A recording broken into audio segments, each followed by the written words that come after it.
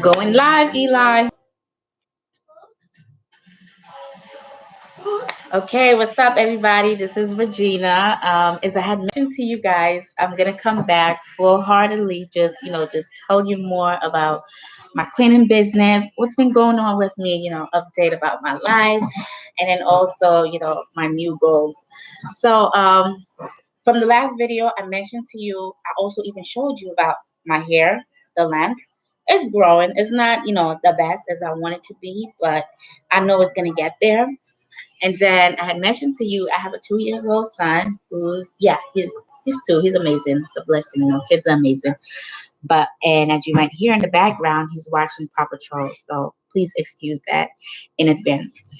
So, what I wanted to talk more about is as a female entrepreneur, especially within the cleaning industry. Based on what I've seen so far, based on what I've seen so far, it seems as though that it's dominated by males. And as a female, it's not that it makes it challenging, but it makes it easier to a certain extent, being that you're a female.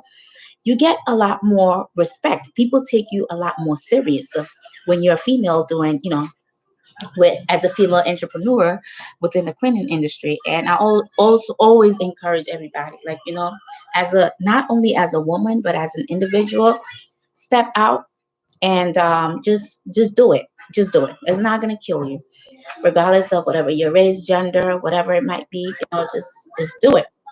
So when I had gotten into this, I was inspired by one of my closest friends, and he was like, you know what, Regina, instead of you getting a second job, because I had finished my master's degree and I was looking for, and I was like, you know what should I do with my life? I need to start paying student loans. But mind you, at the meantime, I had a job. So I was like, you know what? I'm not quitting my job for what? And the best thing I could do is just move up. And then also, I want to have something for my son where I'll be able to pass down. And then my friend encouraged me. He was like, you know what? Why don't you do the cleaning industry? It's like you're very creative, you're very organized, and you have people skills. You know how to entertain customers and retain them.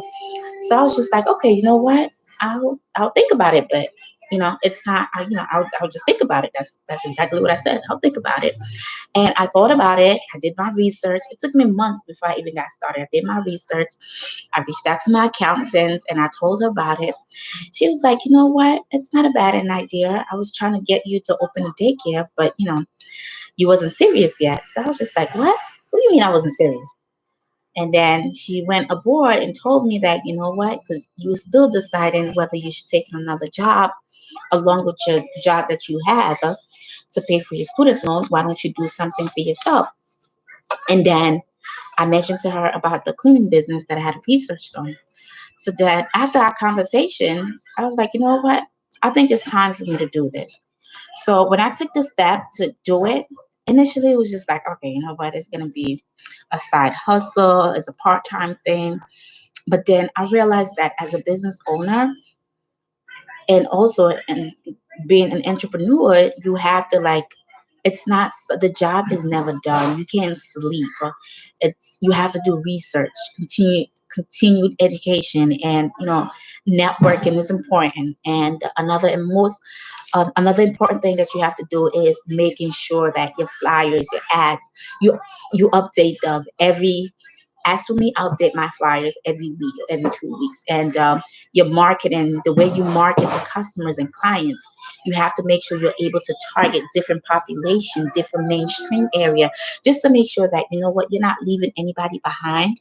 But even in terms of like leaving anybody behind, you're able to capture different people. So if that one doesn't work, you have another option to deal with.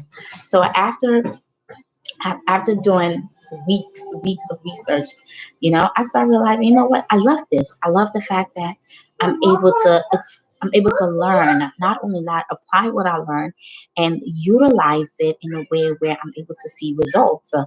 And I like the fact that I have my own. This is for me. I don't have to worry about, you know what, um, I'm not happy today working for somebody, or don't get me wrong, I love my job. I love my coworkers. I love my manager. But you know what? I said this job that I have, my own cleaning business, Aqua Cleaners Inc., is something that will leave a legacy behind, not only for myself, but only for as well for my kids. And then I looked at it.